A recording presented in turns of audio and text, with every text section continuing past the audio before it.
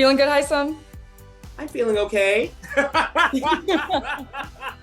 Well, listen, you went from being on top of the world to being backdoored and blindsided and out of the house. Who do you feel most betrayed by right now? Well, I feel most betrayed by myself, right? Because I know better, right? By a vote of 11-0, Hisam, you are evicted from the Big Brother house. I feel bad about some of the decisions that I made that led me to the position that I was in. I should have been kinder. I should have been gentler. I should have been more thoughtful. And so the person that I blame for my situation is me, right? I put myself there and there's no one else to blame, right? And I take accountability for the things that I said. And this is a very valuable, expensive learning experience. Expensive in time and money. I hear you, Hisam. Tell me a little bit about your last few hours in the Big Brother house. It looked like there was a chance the house would flip. Would you have truly stuck with the professors had you stayed in the house? Of course, right? Of course. I'm a loyal person. I hope that comes across in the television that I'm loyal, right? And I really try to keep my promises and I really want to do the right thing, right? And part of that is because I'm a doctor and I want my patients to be able to trust me, right? And so I went to this game already knowing I was going to be loyal to people. And I think we all make mistakes. I made tons of mistakes, right? Tons of mistakes. And you only find redemption through forgiveness. And forgiveness leads to connection, and connection leads to healing. And the truth of the matter is, I would have been 100% loyal right to the very end, right? And I'm sure they would have backdoored me again in a double eviction. Was using an emotional appeal a strategy, an intentional game move to keep you in the house? I was having an emotional response and wanted to share it with people. And the truth of the matter is when you are apologizing, it has to come from an honest place, which is why I ended up blowing the professor's game. I didn't think it was fair for me to make apologies to Jay, Blue, and Matt without really giving them the full truth. And I made the decision that I would be completely honest so that I could give a sincere apology. And the same thing came true with the professors, is that from my heart, I saw them as family. From my heart, I wanted to work with them. From my heart, I would have been loyal to the end. And that only comes from absolute sincere place, right?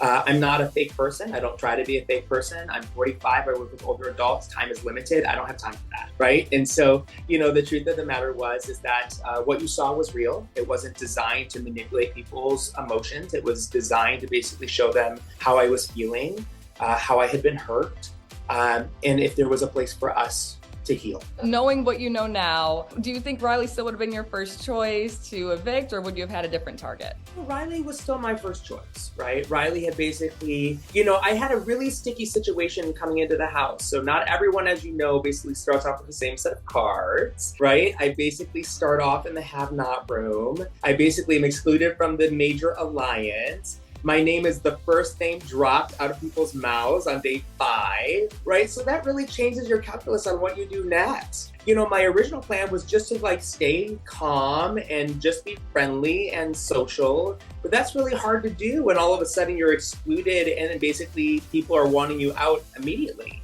And so it sort of kicks everything into high gear. And so I think that what people will perceive as playing really hard, really fast is really just trying to survive. I do want to talk a little bit about that Hammock conversation that you had with America. And I think a lot of people ended up on sides they may not wanted to be on. Does that make sense to you? No, it does. I didn't necessarily want to be on this side. Do you regret that conversation, or do you not regret it at all? I regret how the conversation was took, right? That was not the intent of the conversation, right? The intent of the conversation was to try to build a relationship with America in the sense that I didn't know how America was playing and I didn't know where America was aligned. And the truth is that I didn't pick my side. There was a power alliance that happened in order to survive in the game. I basically made an alliance with the people who were left over. Now, what I will say though, is that the people who were left over were fantastic, right? I couldn't have chosen a better group to work with. And I said often, the best thing that Riley did was force us together so that we could choose to play together. And so I never looked at them and thought, man, why is this? This sucks. Some of that America heard was basically a way of sort of being like, maybe there's a place where we can work with each other down the line. But the truth was I was 100% with my alliance at the Professors. He got a headache because he's not drinking any water. I was drinking water. Or do you think it's because you're in love? Who doesn't want to see you in love? You are funny. You've been at me since this morning. How long do you think that Cirie and Jared can keep up the secret that they're related in the house?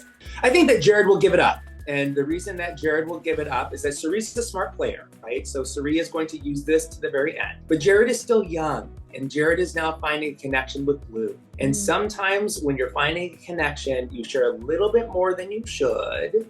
And once Blue finds out, then things are going to explode. And the truth will be, Cirie is in an alliance with people that she completely trusts, and they trust her. I'm afraid for Cirie, once they find out that Jared is actually her son, that they will feel deceived by her, similar to how they felt deceived by me. And so I imagine that will have some consequences. Do you think Blue will connect the dots, or do you think Jared will have to outright tell her? I think that Blue's a smart player, but Blue also can get sidetracked with certain things. I think that Jared is going to, at some point, just outright say, by the way, Cirie's my mom. And then Blue will be like, oh, right? Yeah. But right now they're in that puppy dog phase, right? Like, you may know it, where you're kind of looking at people and you're like, they're so cute and everything is so great about them and everything's so wonderful, and you tend to ignore maybe warning signs.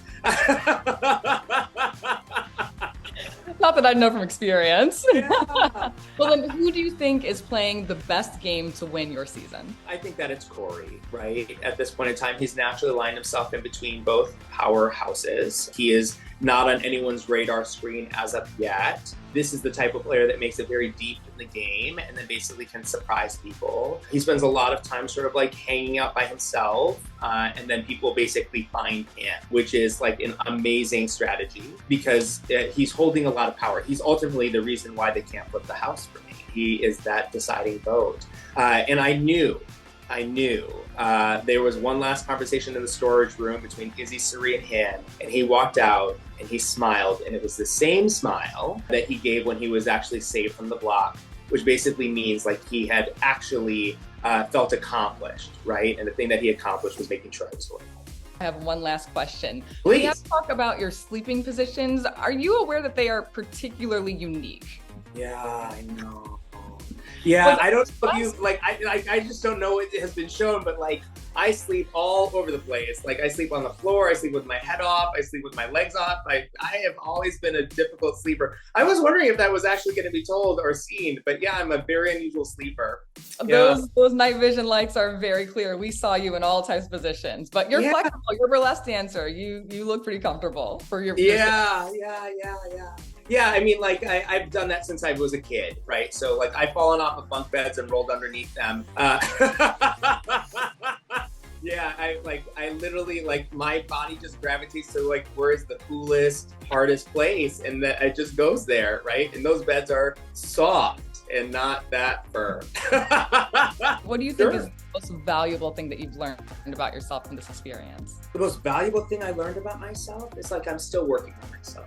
Right? I'm still getting better. I'm still growing. I'm still evolving. I'm still changing. I think sometimes one of the reasons I went on the show is because I felt like things had gotten a little stagnant in my life. And I didn't know if I was really making the strides I wanted to, both personally and professionally. And so I wanted something that would really disrupt my life. And this did it.